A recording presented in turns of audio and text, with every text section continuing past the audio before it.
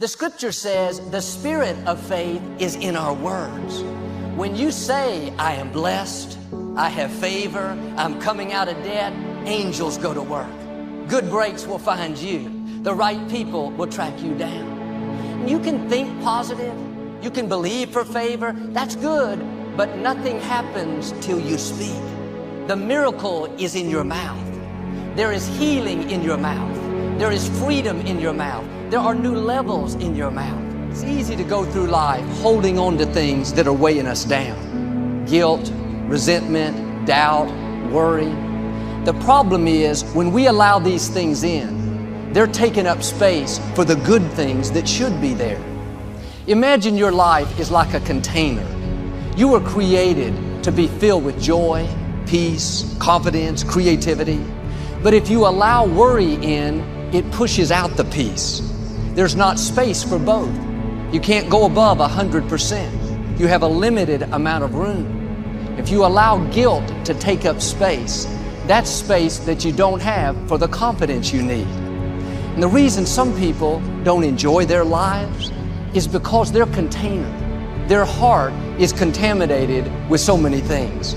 They have 10% worry, stressed out over their job, 12% bitterness, mad at their neighbor, 20% guilt, beating themselves up for past mistakes, 9% jealousy, their coworker is more beautiful. They don't realize 70% of their container is negative. They wonder why they don't have joy, creativity, passion. They only have room for 30% of what they should have. Negative thinking is a major problem because you've got to get control of this. You actually can control what this does. No one else is in charge. If the devil is in charge, it's because you gave him permission. You allowed him in. If God is operating up there, it's because you gave him permission. You allowed him in. It's a very, listen to me, it's not a magic trick, man. If you want to be successful, you have to get control of this. Like I was telling her earlier, look, you can eradicate negative thinking from your life. Now, it's not going to say you're not going to ever have a negative thought. That's not human. I have them, but I don't have them nowhere near as frequent as I used to because I learned what they are, how they work. I get rid of them. I don't have time for you. I'm on a positive track. I got things I'm trying to accomplish. I'm trying to be successful and I'm trying to be happy. If you're trying to be successful or happy, you have no room for negativity.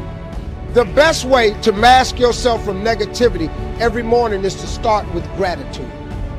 I'm telling you, man, it's a very simple process. Now, there are some books that you can buy.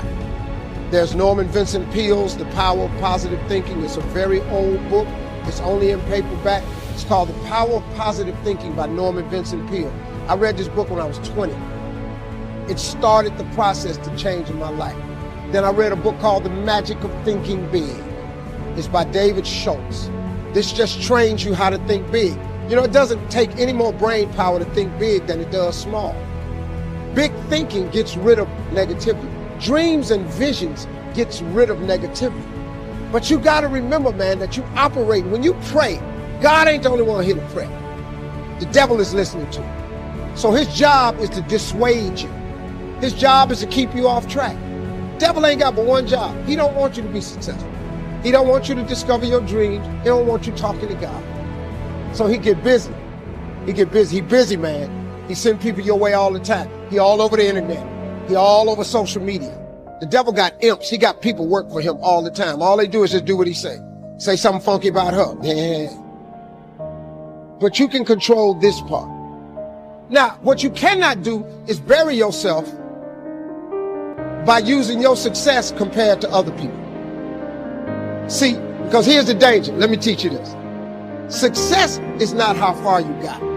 Because see, you're going to be disappointed all the time. Because somebody always further than you. So now you'll forever be disappointed. Success ain't how far you got. Success is how far you got from where you started.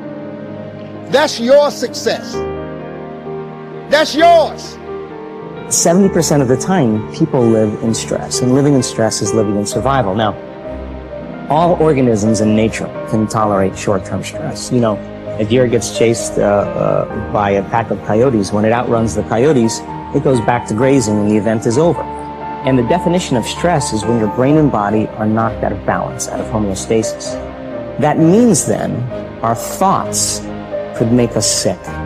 So if it's possible that our thoughts could make us sick, is it possible then our thoughts could make us well? The answer is absolutely yes. All of you have targets, things that you're after. If you're going to get a new result, if you're going to grow your business, if you're going to be able to support your mom, if you're going to get rid of the anxiety, if you're going to be able to overachieve and not have all that fear inside of you, you obviously need to get a new result.